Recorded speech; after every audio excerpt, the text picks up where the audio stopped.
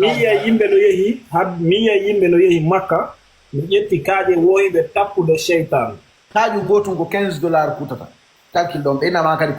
koye settude waɗa soodugol kadi non bledar moyis gaza anana ɓe wiya wosi noddinama wosinama allahu akbar wo cheytan sinani dogay joni se naati ka jaamiɗo juuɗe ko fewni ɓe natte yiɓɓiɗi goɗɗe ta cheytan naata karaymo ɓaɓiti min taw nana be ma sawwa tadilu wastaqimu wa tubarik sawwa suddur khalas wala taqtadu wa taqtadu min taw way o histoire mabbe innugo seytan no ari nyammini nena way baba dama taw woni mi ronku faamude ko no Allah tiri seytan naati ka der aljanna kono naati to aljanna no garda wagon o adna ko no duddina ya demande mene andi ari ni mawbe men be gollira piiji mabbe di kono depuis o ye yimbe jango e Turki do ara joni mi lando ndo est ce que hande kodon Moïse est ce que onon gidon hoodi nasi est ce que onon gidon hoodi nasi la hooli nasi buri imamo makka koddo an kadda hooli nasi mila gondi mi hoolaki mi gondi granjo gondi nasi ki min kadi farba mi do holi min halamma nasi ki ngara ko winda et puis loto naadita on gati arna yal kingol de loto naadita kala ko mawbe men utilise ande mi jonata exemple goto di karama kojo batinajo o wadani ma talkuru o ni ma dum do ko lekki wata boddi fide mata boddi ngatte ta fidi dum talkuru ajetta boddi wada jungo mango ni ngata tam o ha adna lanna sida jolti dum talkuru don ko wadi ndu sabu mun ko heɓata mo fewi mais yaw hunjira qur'ana ɗo mawɗo ara joni noon ɓe nima sa hoolike ɗin ɗon piiji ko cirque ko bon en fait ɗum noon ko bernugol ma fi ya accude ko mawɓe maɓe ya diabolise mawɓe maɓen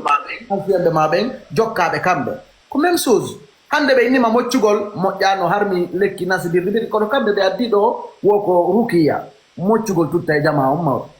ko même chose on nous seedi ko parce que ɗum ɗa koye pular moccata ɗa koye arabe ɗa koye arabu mawɗo ko simple ko ɗum ɗo seedi mawɗo koya accude ko mawɓe maɓe koye hande sa suivi par exemple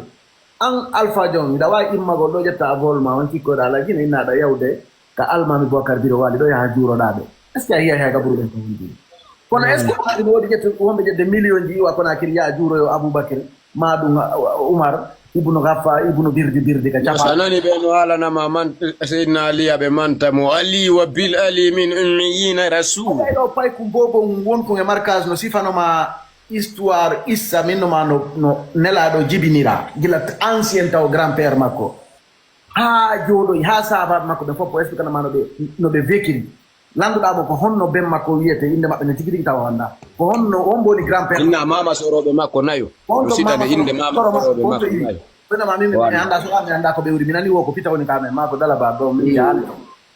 voici la réalité ko be berne hore nden accita ko marda kon kala mo be andi nafa e kamon be na on par exemple hande se ndari firawna enen hari ko lambe nous les africains hari ko lambe ko enen wonno Égypte annabajo wonata annabajo tanko tippal Égypte Isa e hore mun ko Égypte jangi annabi Isa mabbe mo be woninde on Jésus ko Égypte o jangi ko bale be lamino ton ko bale be jeyno ton africain onno o annabi Yaquba maɗum Yusuf ɓe fof maɓɓe annabi Moussa ɓe fof ɓe arno Égypte ala mo tippali Égypte a wonta annabajo a hewtali Égypte jonno ɓe daro ɓe nama ɓen jeynoɓe Égypte ɗon ko firawna ko ɓe woni ko ɓe uditirte yiite jahannama ñe mawɓe maɓen an ancienɓe maɓe ɓen ɗon ko yimɓe yiite hande si goɗɗo innima ɗo min komi firawna inni yo an kada naata yiite jaka kono mi firawna e naatoyta yiite kamɓe amin grand jangon ka kimbo grand jangon o ƴettuno sirno firawna ka kimbo on boni andama entre temps kamɓe ɓe jooɗo ɓe innama honnum ɓe innama grand père maɓɓe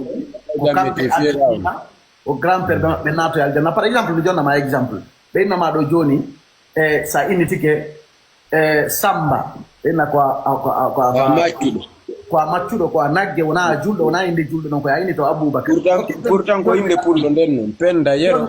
joni mi landoma joni Aboubacar o naatu ka diina par ce que hari na julɗo hari ko kefeero o wari julɓe avant o natude diina non Aboubacar seyna Oumar par exemple o wari julɓe joni ko honno c'est-à-dire so tawi nde inde no ko inde julɗo ko honno noddirte no avant o natude ka diina hari yawa Umar ono dite do même chose ko nu andi taw na inde juldo ko inde capat hara nu onatu no kadina o sanza inde o jetta don inde go gila don hara ko inde juldo o jetti mais Umar ko non o wiete gila non day ko non gila o heba ko non o wiete Umar gila woni ke fer Umar o wiete doni voici la réalité en fait kono ala be bonna hakkilleji men din wona ya wowlu sa inni retour à nos ancêtres an da mari ancêtre be c'est des gamari ancêtre de ma ben ko an existe